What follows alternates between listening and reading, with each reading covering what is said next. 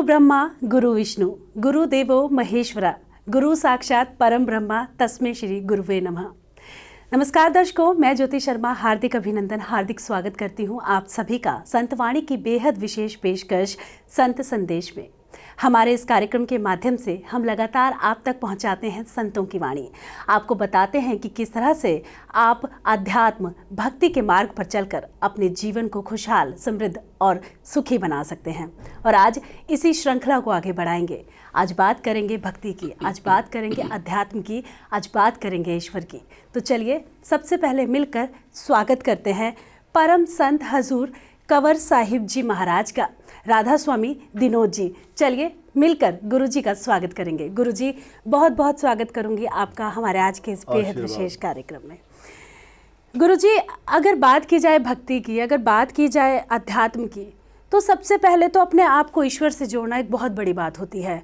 आजकल के जिस युग की हम बात करें तो आजकल लोगों के पास समय ही नहीं है कि वो ईश्वर की बात कर सकें या ईश्वर के लिए वक्त निकाल सकें। तो किस तरह से हम ईश्वर के लिए वक्त निकालें, किस तरह से अपने आप को, खुद को ईश्वर से जोड़ें, भक्ति के मार्ग पर चलें? सबसे पहले तो आपसे यही जानना चाहूँगी। ये तो इंसान की रुचि होनी चाहिए। जिस काम के लिए रुचि होती है उसके लिए समय अपने आप निकल जाता है। हम पाप कर्म करते वक्त, बुरा कर्म करते वक्त और कोई धोखाधड़ी करते वक्त समय निकाल लेते हैं तो प्रभु भक्ति तो बहुत पवित्र चीज़ है जिससे हमें सब कुछ मिला है। तो उसके लिए समय निकालना कोई बड़ी बात नहीं है, लेकिन क्योंकि इंसान सांसारिक पदार्थों में इतना फंस गया है कि उनके लिए ज़्यादा समय होता है, प्रभु को भूल चुका है। तो उस भूल को याद नहीं करता कि अगर उसको ये समझ हो कि मुझे किस प्रकार से इंसान का शरीर मिला है तो शायद सबसे पहले वो प्रभु को याद करेगा। और हमारे देश में तो संस्कार भी यही होते थे कि इंसान उठने से पहले प्रभु को याद करता, उठने के बाद भी उसको याद करता, सोते वक्त भी उसको याद करके सोता था। लेकिन आज इस आपाधापी के युग में इंसान भूल चुका है। आपसी प्रतिस्पर्धा है, किसी को धन की, किसी को ज़्यादा खुशी और खुश हाल बनने की। तो उस भाग दौड़ में भक्ति के लिए समय निकालना कठिन सा मानते हैं, लेकिन अगर वो चाहें तो कोई चीज़ कठिन नहीं।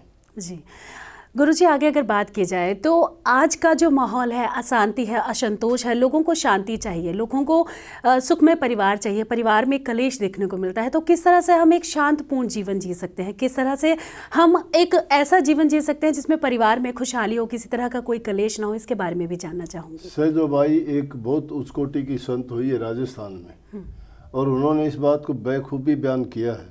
वो कहती है, ना सुख विद्या के पढ़े, ना सुख वाद विवाद, साज सुखी से जो कहे पाए लागी समाध। कि ना तो सुख विद्या के पढ़ने में है, ना और दुनियादारी के पदार्थों में है, लेकिन जो अगर सच्चा सुख प्राप्त करना चाहते हो तो सुख प्रभु की भक्ति में है। और प्रभु की भक्ति जो करता है तो कभी अशांत नहीं रहता। हालात को जैसे भी होते हैं वो बर्दाश्त करके और प्रभु की भक्ति की ओर जब बढ़ता है तो मन में उसको शांति रहती है। और जिसके मन में शांति है तो वो इन संसारी चीज़ों की ओर इतना नहीं भागता है। गुरुजी, एक बहुत ही विकट परिस्थिति इस वक्त चल रही है। जहाँ भी हम जाएं, जिधर भी हम देखें, हमें गुरु मिल ही जाते हैं, लेकिन एक सच्चे गुरु की जो चाह होती है वो भक्त के मन में हमेशा रहती है। तो किस तरह से हम एक सच्चे गुरु को ढूंढ सकते हैं, किस तरह से एक सच्चे गुरु को पा सकते हैं, इसके बारे में जानना चाहूँगी। ये बात तो बहुत कहने में आसान लगती है, लेकिन बात आपकी बहुत सच्ची है। क्या जहाँ कहीं देखोगे गुरुओं की कमी नहीं है, क्योंकि गुरुओं के पास ना कोई सर्टिफिकेट है, ना कोई डिग्री है, ना कोई उनको बताने वाला है, ना कोई ऐसा क्राइटेरिया है जिससे हम ये देख सकें, समझ सकें कि ये गुरु है, पूर्ण है कि नहीं है। गुरु के भेष में लोगों ने बड़ा पाखंड रच दिया जिससे लोगों की आस्थाओं को बड़ा धक्का लगता है। नाम के तो गुरु हैं लेकिन उनके पास गुरु वाला ज्ञान नहीं है, क्योंकि जिन्होंने खुद स्वयं ना तप किया, ना त्याग किया, ना कोई किसी प्रकार की भक्ति की, ना कोई सेवा की, ना कोई परोपकार के कार्य किए, ऐसे ही एक गद्दी के रूप में बैठ जाते हैं और उनको बिना करने के अब उनको कैसे गुरु मान लिया जाए। वो ऐसी एक स्थापना हो जाती है अलग से धर्म की, और उस धर्म से बंध के ही उस धर्म में वो कहते हैं कि हमारे धर्म के बराबर धर्म नहीं है कोई, हमारे गुरु के बराबर गुरु नहीं है कोई, चाहे उसको कुछ भी पता हो ना हो। बस भेख धार लिया और उसी को गुरु मानना शुरू कर दिया। काम उसके कोई भी हो, लेकिन गुरु नाम तो ज्ञान का है, जो अज्ञान को मिटा दे, ज्ञान दे। और जो ये नहीं कर सकता, शिष्य के भ्रम भ्रांतियाँ नहीं मिट सकता, उसको गुरु नहीं कह सकते। फिर भी पूर्ण गुरु की कुछ निशानियाँ हैं। उसके अंदर तप होना चाहिए, त्याग होना चाहिए। और जब भी कोई उनके दर्शन करने जाता है तो दर्शन करने मात्र से शांति मिलती है और उनके वचनों में खिंचाव होता है, जिसके वचन को सुन के उनकी ओर आकर्षण पैदा हो तो समझो कि उन्होंने भक्ति कमाई हुई है। तीसरी चीज़, जिसको भी वो सच्चे दिल से आशीर्वाद देते हैं वो आशीर्वाद फलीभूत होता है और उनको शांति मिलती है। तो अगली चीज़, जो भी मंशा लेके गुरु के पास जाते हैं वही इच्छा जब उनकी पूरी हो जाती है तो गुरु अपने आप को ये दिखाना नहीं चाहता कि मैं ये जानता हूँ, मैं ये करता हूँ या मेरे पास ये है। लेकिन शिष्य अगर उनके पास कोई इच्छा भावना लेके जाते हैं, उनकी सभी भावनाएं जब पूरी होती हैं तो उनको ये यकीन आ जाता है कि भाई ये एक सच्चा और पूरा गुरु है। गुरुजी, कुछ लोगों के मन में कुछ ऐसी बातें होती हैं, कुछ ऐसी स्थितियां हो जाती हैं कि वो कहते हैं हमें ईश्वर को पाना है और ईश्वर को पाने के लिए वो सन्यास का रास्ता चुन लेते हैं, गृहस्थ जीवन का त्याग कर देते हैं। तो आपसे जानना चाहूँगी, क्या ईश्वर को पाने के लिए सन्यासी होना ही ज़रूरी है? क्या गृहस्थी परिवार में रहकर हम ईश्वर की प्राप्ति नहीं कर सकते? सन्यासी तो होना ज़रूरी है जी, लेकिन उसमें सन्यास और गृहस्थ का तो घनिष्ठ संबंध है। हम घर में रहते हुए भक्ति करके परमात्मा को पा सकते हैं। उसके लिए ज़रूरी नहीं कि हम गृह त्याग कर दें, बच्चों का त्याग कर दें या अपना काम करना छोड़ दें। इंसान जब काम करता नहीं है कोई भी और किसी का डिपेंडेंट बन जाता है तो कर्म का बोझ दूसरे का भी अपने सिर पे ले लेता है। और संसार का नियम है कि संसार कर्म बंदी है।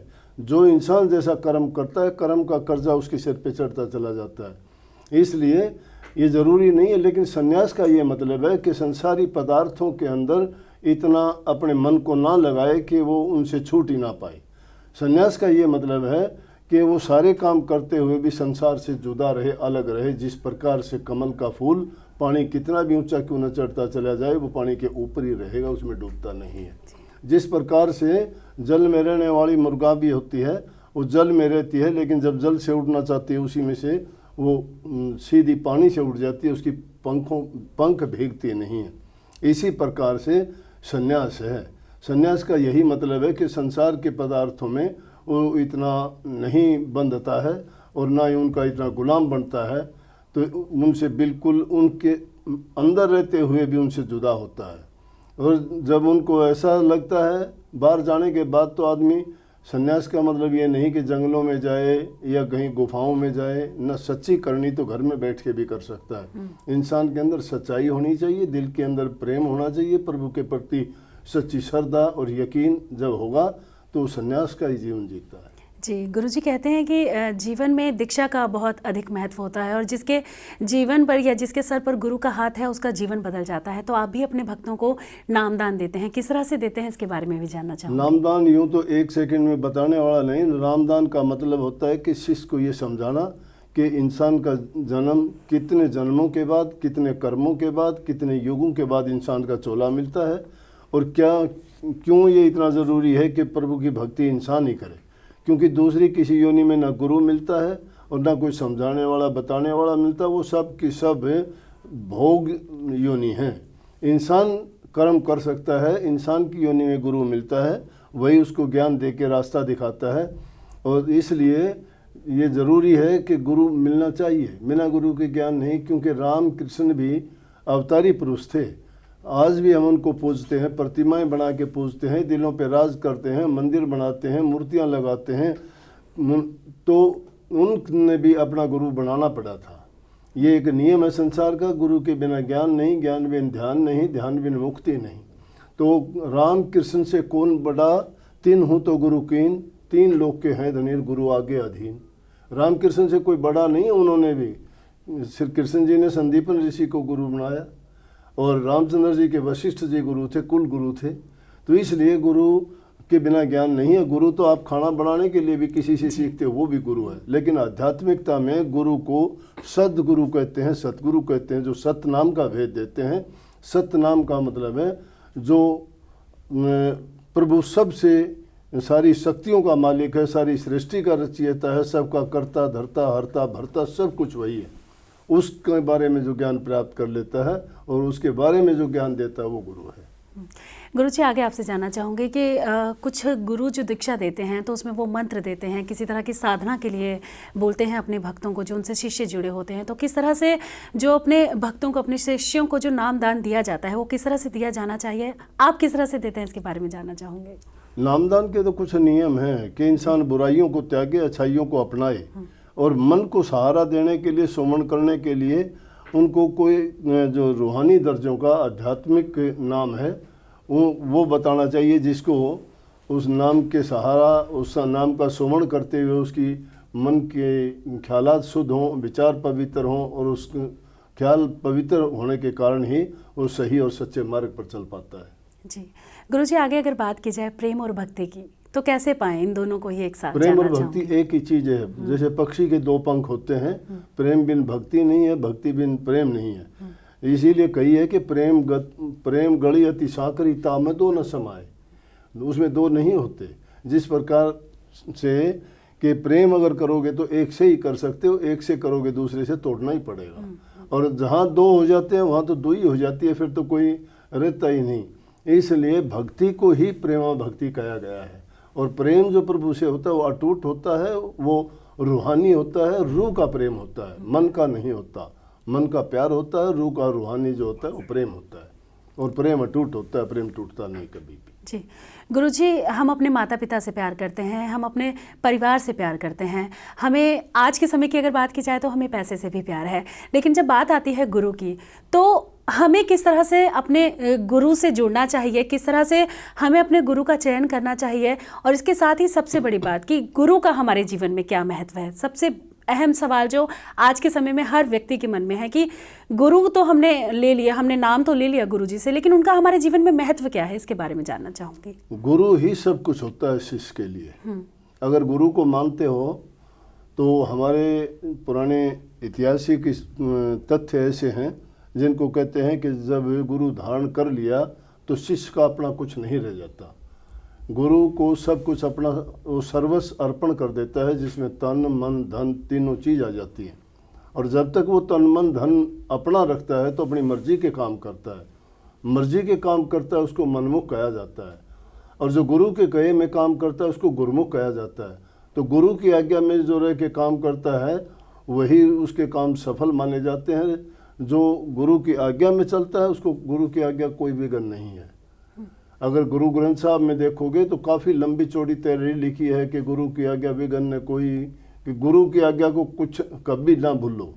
गुरु का हुक्म सबसे सर्वोत्तम है, क्योंकि गुरु की जो आज्ञा, गुरु का उपदेश और हुक्म है वो निष्पक्ष है, उसमें किसी प्रकार की मिलोनी नहीं है, उसमें कोई स्वार्थ नहीं है। गुरु निष्पक्ष भाव से जो ज्ञान देता है, बात बताता है, उस शिष्य के लिए हमेशा हितकर होती है। इसलिए सहजो भाई ने बहुत अच्छी बात लिखी है इसी। वो कहती है कि हरि तजू पर गुरु न बिसारूं, गुरु के समान हरि को नाय निहारूं। हरि ने 5 चोर दिए साथा, सतगुरु ने छुटाली समझ अनाथा। हरि ने अपना आपा छिपाया, सतगुरु ने दे दीपक दर्शाया। हरि रूठे तो रूठन देर तू भी दे छिटका, सतगुरु सिर पर राखिए तो आप पर करे सहाय। कि सतगुरु को अगर जो सिर पर रखता है वो अपने आप उसकी सहायता करता है। तो सच्चे मन से जो गुरु को मानता है तो गुरु उसके हर कदम कदम पर उसकी रक्षा करता है, उसको हर प्रकार से चेताता है, बुराइयों से बचाता है, रास्ता सही दिखाता है, जिसके कारण शिष्य का जीवन धन्य हो जाता है। जी गुरु जी, आगे जानना चाहूँगी कि अगर हम बात करें आज के समय की, तो लोग कहते हैं कि हम नाम तो ले लें, हम साधना तो कर लें, हम मंत्र का ध्यान तो कर लें, लेकिन हमारे पास वो वक्त ही नहीं है। हम किस तरह से भक्ति के लिए समय निकालें, हम किस तरह से ईश्वर को याद करें, किस तरह से हम गुरु जी के पास जाएं, उनसे मिलें, तो इस बारे में आप क्या कहना चाहेंगे? भक्ति करना कोई पाखंड और आडंबर नहीं है, भक्ति दिल से होती है। काम करते वक्त हमने किताब लिखी है, जिस किताब का शीर्षक मैंने लिखवाया है हाथ कारवल मन यारवन। हाथ से काम करो लेकिन मन को प्रभु में जोड़े रखो। जिन्होंने प्रभु की भक्ति की, कबीर साहब काम करते जाते हैं, ताड़ी तनते हैं और शब्द गाते हैं। वो कहते हैं कि काम में रुकावट ही नहीं है, मैं तो जो काम करता हूँ प्रभु का नाम लेता हूँ। क्या कहते हैं वो ताना भाई कौन तनेगा जी, हम तो राम भजाएंगे राम। कहता ताना कहाँ तनता हूँ, ताना तनता है, लेकिन कहता है हम तो राम भजाएंगे, ताना कौन तनता है, काम होता जा रहा है। और क्या है दूसरी जगह क्या कहते हैं जहाँ जहाँ जाऊँ सोए परिक्रमा, जो करूँ सो सेवा, जो सोऊँ सो करूँ दंडवत, पूजूँ और न देवा। कि मैं जो भी कोई काम करता हूँ प्रभु के निमित्त होकर करता हूँ, कि जहाँ जाता हूँ तो सोचता हूँ प्रभु की परिक्रमा कर रहा हूँ, जो अगर सोता हूँ तो कहता हूँ मैं प्रभु की दंडवत प्रणाम कर रहा हूँ। इसलिए भक्ति करना कोई पाखंड और कोई दिखावे की चीज़ नहीं है। भक्ति मन से होती है, सच्चे मन से। उनको जो याद करोगे, जिसको याद करते हो तुम्हारे पास। जी गुरुजी, आगे अगर बात की जाए तो एक उम्र होती है जिसमें समझ ही नहीं होती है कि भक्ति क्या है, ईश्वर क्या है। वो होता है हमारा बचपना। जब हम बड़े होते हैं तो हमारी पढ़ाई में, एजुकेशन में, या फिर यूँ कहें कि पैसा कमाने में हमारी आधी ज़िंदगी निकल जाती है। और जब हम एक उम्र में आते हैं तो अब हमें लगता है कि अब सब सेटल है, अब हमें भक्ति करनी चाहिए। तो भक्ति की अगर सही उम्र की बात की जाए तो किस समय हमें भक्ति करनी चाहिए, किस तरह की भक्ति करनी चाहिए और किस उम्र में करनी चाहिए, इसके बारे में जानना चाहूँगी। भक्ति के लिए कोई उम्र नहीं। ध्रुव प्रहलाद की उम्र थोड़ी थी, बचपन से ही की थी उन्होंने, पैदा होते ही शुरू कर दी थी। ये इंसान के संस्कार होते हैं, परिवार से मिलते हैं। जिस परिवार में गुरु भक्ति है, प्रभु की भक्ति है, बच्चों को उनमें सिखाने की और बताने की ज़रूरत नहीं, वो संस्कार उनमें वैसे ही आते रहते हैं। जैसे आप जिस घर में, ख़ानदान में पैदा हुए, उसमें कहीं मंदिर बना रखा होगा घर में, उसमें पूजा करते होगे, दीप जलाते होगे, आरतियाँ करते होगे, तो देखा देखी बच्चे अपने आप सीख जाते हैं। लेकिन जिस घर में कोई करता ही नहीं है, आजकल पूजा उनको धन की बताई गई, उनको पूजा नौकरी पेशे की बताई गई, उनको पेट भरने के साधन बताए गए, प्रभु की भक्ति कोई नहीं बताता आज के ज़माने में। पहले बच्चा स्कूल में पढ़ता है, स्कूल से आने के बाद ट्यूशन पे जाता है, ट्यूशन से आने के बाद कॉलेज हॉस्टलों में चले जाते हैं, और वहाँ से जाने के बाद वहीं नौकरी कर ले। वो तो माँ बाप को भी नहीं पूछते, परमात्मा कहाँ से पूछेंगे वो। परमात्मा को पूजने के लिए पहले अपने घर में पूजा सीखो, अपने माँ बाप की सेवा करो, बुजुर्गों की सेवा करो, तब कहीं जाके प्रभु की ओर चल सकता है। और ये कोई ऐसा नया अध्याय थोड़ा शुरू करना पड़ता है कि किस उम्र में जाके करें, उसमें उम्र का कोई वो नहीं है। चाहे आदमी इसमें 60 साल का भी कर सकता है, 8 साल का भी कर सकता है। जी गुरुजी, जब भी आपके सत्संग में भक्त एक दूसरे से मिलते हैं या फिर किसी भी तरह का वार्तालाप होता है तो राधा स्वामी कहा जाता है एक दूसरे को, तो ये नाम कहाँ से आया, किस लिए राधा स्वामी कहा जाता है, इसके बारे में जानना चाहूँगी। राधा नाम आत्मा का है, आराधने वाली शक्ति का है, और स्वामी नाम परमात्मा का है, मालिक को कहते हैं। स्वामी मालिक को कहते हैं ना, इसलिए आत्मा को परमात्मा के मिलाने के योग को राधा स्वामी नाम कहा गया है। और आपस में जब मिलते हैं तो उनको याद दिलाते हैं। जिस प्रकार से हम मिलने पे राम राम कहते हैं, कोई नमस्ते कहता है, कोई जय हिंद कहता है, कोई ओम नमो नारायण कहता है, कोई कुछ बोलता है, कोई सत्य नाम को सत साहिब के नाम से बोलते हैं। तो यहाँ जब सत्संगी आपस में मिलते हैं तो वो इसलिए कि ताकि, क्योंकि वो उसी नाम का सुमरण करते हैं जिस नाम के सुमरण करने से हमारा मन पवित्र होता है, बुद्धि हमारी साफ होती है, पाप कर्म हमारे छूटते हैं, और प्रभु की जो याद दिलाते हैं, उस नाम को बार बार याद करने से वो हमें, हमारी याद ताज़ा बनी रहती है और हर प्रकार की उनसे हमें पवित्रता मिल आती रहती है। जी गुरुजी, आगे अगर बात की जाए तो अध्यात्म के मार्ग पर चलना बेहद ही कठिन होता है। बहुत सारी जो ईश्वर के प्रति आपकी साधना होनी चाहिए, आपको ईश्वर के प्रति यकीन होना चाहिए, और अपने साथ जो आसपास के लोग होते हैं उन्हें भी ईश्वर के प्रति यकीन दिलवाना पड़ता है, उनको साधना करवानी पड़ती है। तो मुझे आध्यात्म के मार्ग पर चलना है, ये बात आप, ये विचार आपके मन में कब आया, कैसे आया, इसके बारे में जानना चाहूँगी। मेरी पारिवारिक जो संस्कार थे वो बहुत अच्छे थे। मेरी माँ, हमारे गांव में मेरे गुरु जो विराजते थे, बाल ब्रह्मचारी थे, बचपन से ही पूर्ण संत थे। उन्होंने कभी ना शादी की और पूरी ज़िंदगी उन्होंने बड़ी कठिन तपस्या और साधना की। तो वो जब सत्संग करते थे, जब उनके पास 5, 10, 20 आदमी जाते थे, मेरी माँ जाती थी। आप पूछोगे बाप का नाम नहीं लिया, बाप मेरा, मैं 4 साल का था उस टाइम पे छोड़ के चले गए, गुजर गए थे जी। तो माँ का ज़्यादा प्रभाव रहा। माँ सत्संग में जाती थी, वो घर आके कुछ कोई बात बताती थी कि गुरुजी ने ये किया, भगत जी ने ये किया, उसका ये हो गया, उसका वो हो गया। इंसान जब जो बातें सुनता है, चाहे उनको ना मानता हो, ना अपनाता हो, फिर भी इनडायरेक्टली रूप से उसके दिमाग में वो चीज़ें जाती रहती हैं। और एक वक्त आता है जब वो स्लीपिंग मोड में गई हुई चीज़ें प्रकट हो जाती हैं फिर। जी। तो जब वही बात आपने जो कहा कि जब कच्ची उम्र थी, जब ख्याल नहीं था, जवानी थी, पढ़ते थे, लिखते थे, खेलते थे, कूदते थे, संसारी पदार्थों में मन लगता था, लेकिन फिर भी काफ़ी कुछ ऐसा हुआ कि 29 साल की उम्र में मेरे चाचा ताया थे, वो मेरे को लेके गए गुरु के पास में, कहने लगे चल के जाके तो देख, बहुत अच्छे सत्संग सुनाते हैं, वहाँ जाने से ये है, अच्छे आदमी मिलते हैं, अच्छे विचार होते हैं, बड़े बड़े लोग आते हैं, तो वहाँ जाके नुकसान नहीं, फ़ायदा है। जब उनके पास मैं गया तो जाने के बाद हर इंसान कुछ ना कुछ मन में विचार करता है, मेरे भी मन में कुछ विचार था, और वो विचार मैंने कई बार बताया भी है। वो विचार जो मैंने सोचा था वो सत्य हो गया। जब मैं ये सोचता था कि अगर ये पूर्ण संत होंगे तो ऐसा कर देंगे, उन्होंने वैसा ही कर दिया उस दिन। तो मुझे और किसी चीज़ की खुशी नहीं थी, मुझे खुशी इस चीज़ की थी जो विचार मैंने मन में किया वो उनके मन में कैसे आ गया और उन्होंने वही बात कैसे पूरी कर दी। बस उस दिन के बाद में मैंने सोच लिया कि अब तो मैं इसी रास्ते पे चलूँगा, और उनकी शरण में ये भी कुछ कर्म गति, कुछ पूर्व लालेख, एक चीज़ नहीं होती। कुछ इंसान का कर्म होता है, कर्म गति भी होती है, और कुछ पूर्व के संस्कार होते हैं। बस वो कोई पिछला भाग संस्कार और मेरी माँ के अच्छे विचार उस ओर लेके आए, और इस प्रकार से बस मैं उसमें गहराइयों में उतरता ही चला गया, अटूट संबंध जुड़ा गुरु से। जी गुरु जी, आगे अगर बात की जाए तो मैं यहाँ अगर अपनी भी बात करूँ तो मैं लाख प्रयास करूँ, लेकिन जब मैं ईश्वर की साधना कर रही हूँ, जब मैं ईश्वर का ध्यान कर रही हूँ, तो मैं अपने एकाग्र नहीं हो पाती हूँ। मतलब पूर्ण रूप से अगर कहें कि ध्यान नहीं लगा पाती हूँ। अगर घर में कुछ बातें चल रही हैं या फिर परिवार में कुछ चीज़ें चल रही हैं, तो भक्ति के वक्त वो सारी बातें मेरे मन में चलती हैं। तो किस तरह से पूर्ण रूप से ईश्वर के लिए अपने आप को एकाग्र किया जाए, अपना मन ईश्वर के प्रति उस समय में लगाया जाए जिस समय हम भक्ति कर रहे हैं, इसके बारे में जानना चाहूँगी। वो हम जिसको सुख के समय याद नहीं करते जी, वो दुख के समय क्यों आएगा?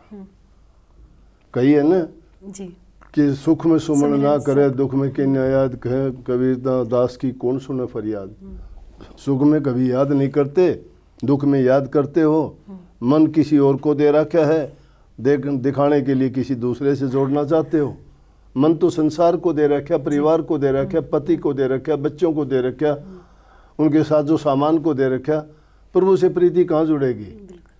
उन सब को एक तरफ फेंक के आप कैसे वहाँ चल सकते हो? उसके लिए तो धीरे धीरे, ये कोई एक दिन का काम नहीं, ये कोई ऐसा सिलेबस नहीं जिसको पढ़ के आप 2, 4, 6 महीने में पूरा कर लोगे। ये पूरी ज़िंदगी का प्रोसेस है।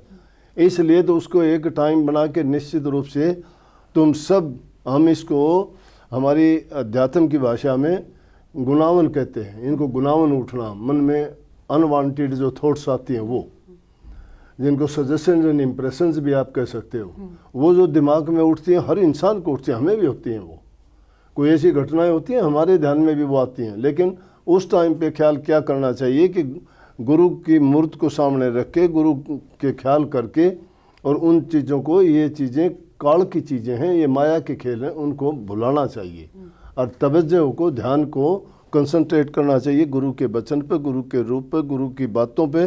फिर आप जो है उनको धीरे धीरे करके भूलते चले जाओगे और प्रभु की तरफ आपका ध्यान लगता चला जाएगा। जी, तो गुरुजी आज आप स्टूडियो में आए, हमारे दर्शकों तक इतनी अच्छी और ज्ञानमयी बातें आपने पहुंचाई, लेकिन अंत में चाहूँगी कि संत वाणी के जो भी दर्शक इस वक्त हमारा टीवी देख रहे हैं, चैनल देख रहे हैं, आप उन्हें संदेश दें, आप उन्हें बताएं कि किस तरह से वो अपने जीवन की जो परेशानियां हैं उनको दूर कर सकते हैं, ईश्वर को अपना सकते हैं, ईश्वर को पा सकते हैं, किस तरह से भक्ति के मार्ग पर चल सकते हैं। सबको बहुत बहुत आशीर्वाद।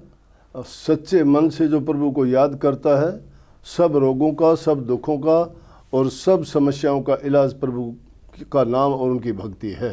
जिस जिस इंसान को दुख, कष्ट और परेशानी होती है, वो दुख की घड़ी में प्रभु को जब याद करता है, अगर उसको हमेशा वो याद रखे तो शायद दुख की घड़ी उसके फटकती भी नहीं है। तो इसलिए सच्चे मन से प्रभु की भक्ति करना, सारे काम दुनियादारी के करते हुए प्रभु को ज़रूर याद करना, लेकिन कभी ये ना भूलना चाहिए कि हम दुनिया के ही कामों में लगे रहें, नहीं तो वो सारे काम छोड़ के एक दिन जाना तो पड़ेगा, लेकिन हमारे पल्ले कुछ नहीं होगा। लेकिन प्रभु की भक्ति करके अगर हमने वो दौलत कमाई है तो संसार के पदार्थ तो यहाँ रहेंगे ही रहेंगे, लेकिन हमारे साथ जो जाएगा हमारा नेक कर्म, हमारी प्रभु की भक्ति की हुई हमारे साथ जाएगी और उसी से हमें आगे के जो जीवन होगा हम पाएंगे। जी, तो गुरुजी आप स्टूडियो में आए, हमारे दर्शकों को हमें इतनी अच्छी और ज्ञान की बातें बताई, गुरु के बारे में समझाया, भक्ति के बारे में समझाया। इन तमाम जानकारी के लिए, इस तमाम विषय को आपने अच्छे से हमारे दर्शकों के सामने रखा, इसके लिए आपको कोटि कोटि धन्यवाद, आशीर्वाद। तो बिल्कुल दर्शकों, हमारे आज के इस बेहद विशेष कार्यक्रम में बस इतना ही। संत संदेश के माध्यम से हम लगातार आप तक पहुंचाते रहेंगे संतों का संदेश। तब तक के लिए हमें दीजिए इजाजत और आप देखते रहिए संत वाणी चैनल। नमस्कार।